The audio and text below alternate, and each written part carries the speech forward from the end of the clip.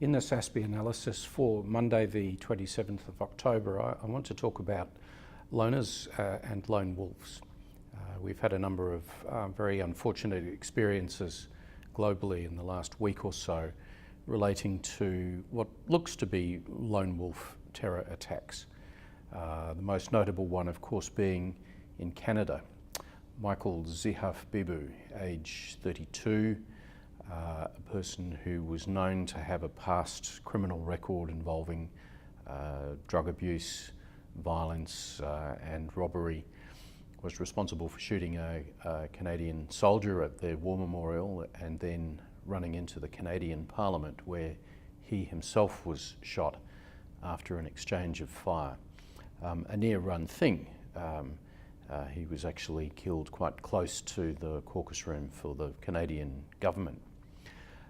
It's understood that Mr. Bibu was waiting for a passport which had been denied him on the basis of concerns that he may travel to Syria to engage in fighting jihad. There's a close parallel in many ways with the experience of Newman Hyder, who was the Australian young man, 18 years old, who was shot and killed in Melbourne on September the 23rd this year after stabbing two police officers. His passport had just been withheld on similar grounds, on concerns that he was off to fight jihad in the Middle East. And in the case of Mr. Hyder also, some indications that he was mentally disturbed in the months leading up to it and was under police surveillance. We also have the third example, Abdullah Elmer, who at 17 years of age ran away from his home in Bankstown in Sydney and ultimately found himself the poster boy for one of the most recent ISIL propaganda videos, talking about how ISIL was not going to rest until they'd raised their black flag over a number of countries, including Australia.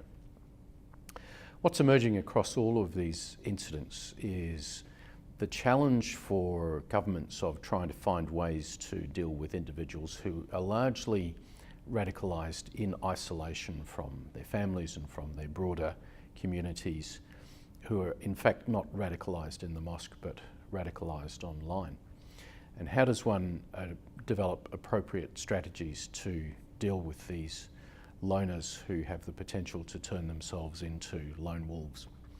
I guess the first point to make is that there is never going to be a system which is sufficiently secure as to prevent lone wolves from undertaking attacks of this sort.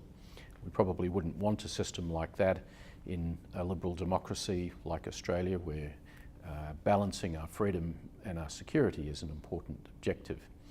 But I think it's unarguable at this point that the Australian government and Australian parliamentary officials made the right decision a couple of weeks ago to increase security around Parliament House, and on the part of the government to lift threat levels more generally across the country.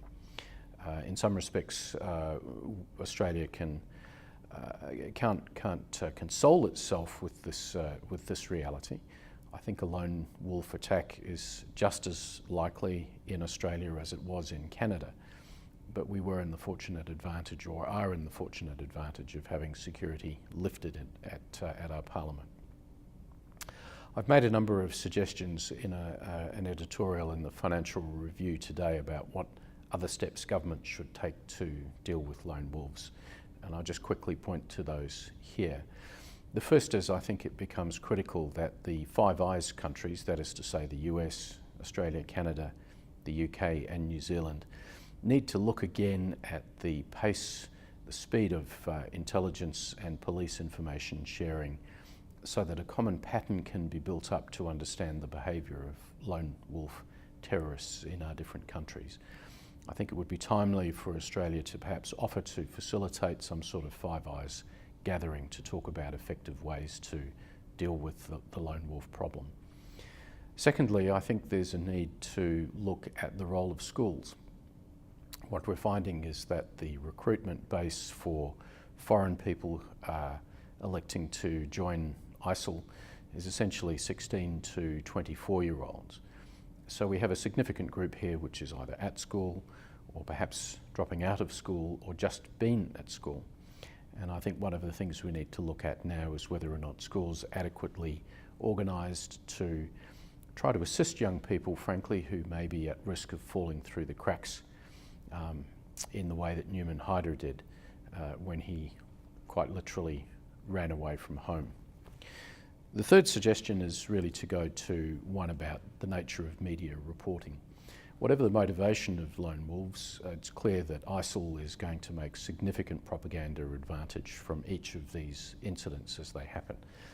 And I think it becomes incumbent on the media in countries such as Australia and Canada to think harder about how it is that ISIL propaganda is represented and reported in our own media coverage of these events.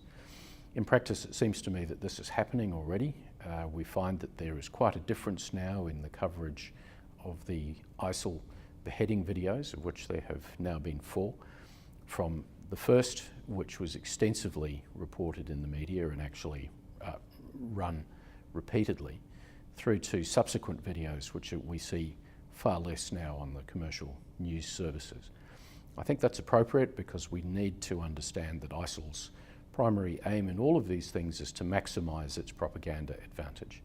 And really what that means is that the media needs to think in careful terms about how they choose to report ISIL propaganda videos.